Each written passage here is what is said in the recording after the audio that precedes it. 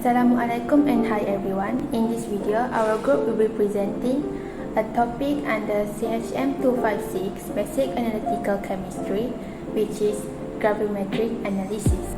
First of all, I'm gonna introduce you to our group members, which consists of 3 members.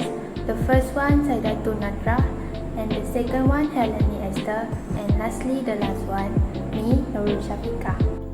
Today, I'll be starting our presentation by introducing the concept of gravimetry, which is classical yet highly reliable analytical technique used in chemistry. Gravimetry is essentially a method of measuring of a specific substance by converting it into a solid form and then weighing it. What makes this technique stand out is its high level of accuracy and precision, especially when it performed carefully under controlled conditions. The basic idea behind gravimetry is that we take a sample containing the element or compound we want to measure, and we react it to form an insoluble solid. This is known as precipitate. Once the solid is formed, it can be separated from the solution, dried and weighed. From the mass of precipitate, we can calculate the amount of the target substance in the original sample. This method is commonly used in chemical analysis and quality control, particularly when it's important to have reliable quantitative data. Industries like pharmaceuticals, environmental science, and materials testing rely on gravimetry today because of its dependable results. To sum up, gravimetry may seem like a traditional technique, but its simplicity, low cost, and high precision make it a valuable tool, especially when more advanced instruments are not available or when results need to be validated.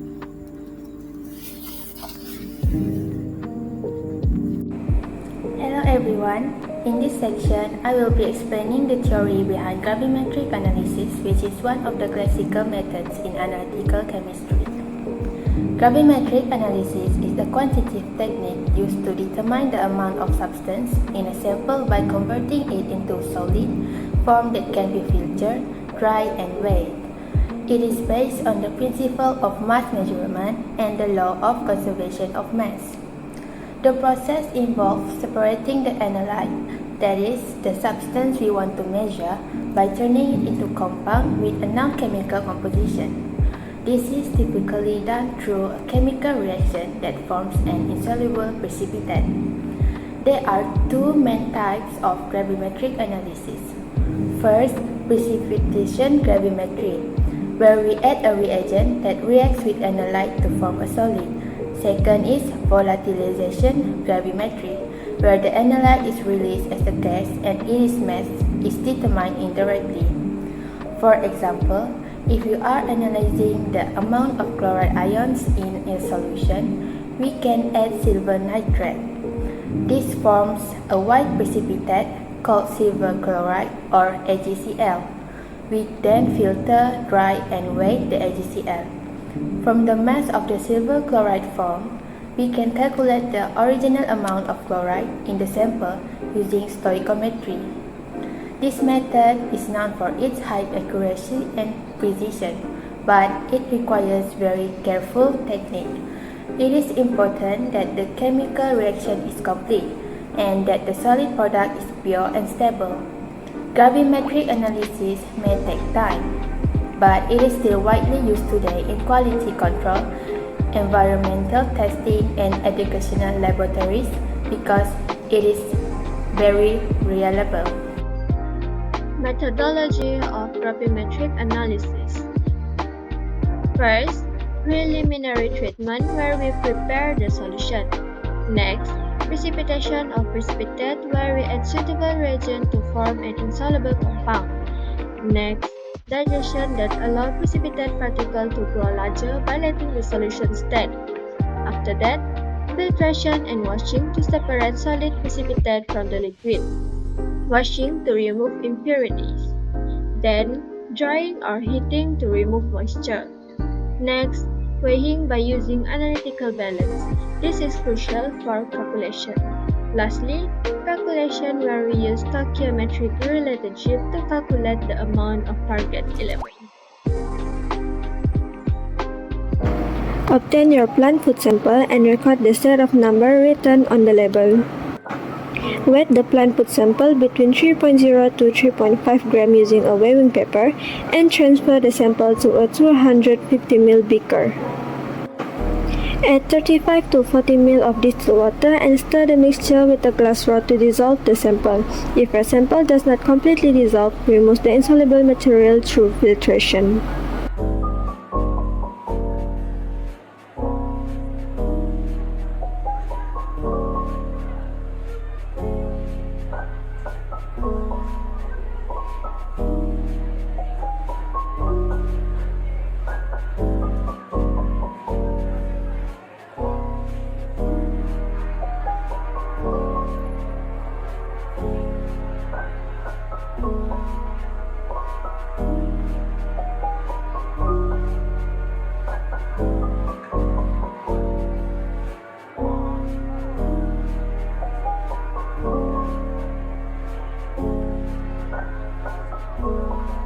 To filtrate, add about 40 ml of 10% magnesium sulfate heptahydrate, then add about 100 ml 2 molar ammonia solution slowly while stirring. A white precipitate of magnesium phosphate mineral sulfide will form. Allow the mixture to sit at room temperature for 10 minutes to complete the precipitation. Wet accurately a filter paper. Fold the paper and feed it into a glass funnel. Wet the paper with distilled water to hold it in place in the funnel. Transfer the precipitate carefully and all the solution from the beaker onto the filter paper. Wash the precipitate by adding 2 to 3 times of 5 ml portion of distilled water to the beaker. Then rinse again the precipitate with 2 10 ml portion of 75% isopropyl alcohol through the filter paper.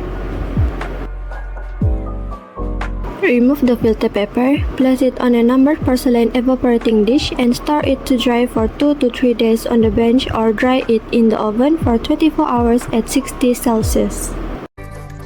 This is how it looks like after drying in the oven for 24 hours at 60 degrees Celsius. In conclusion, gravimetric analysis is a classical and reliable technique used to determine the amount of substance through precise mass measurement. By converting the analyte into a solid form, such as precipitate, we can isolate and weigh it accurately. This method, while time-consuming, it is highly effective when performed with proper technique and conditions. Its strength lies in its accuracy, simplicity, and low equipment requirement, making it especially useful in academic and industrial laboratories for analyzing specific ions or compounds. Ultimately, gravimetric analysis highlights the importance of careful experimental procedure, including filtration, drying, and proper weighing to obtain trustworthy and reproducible results.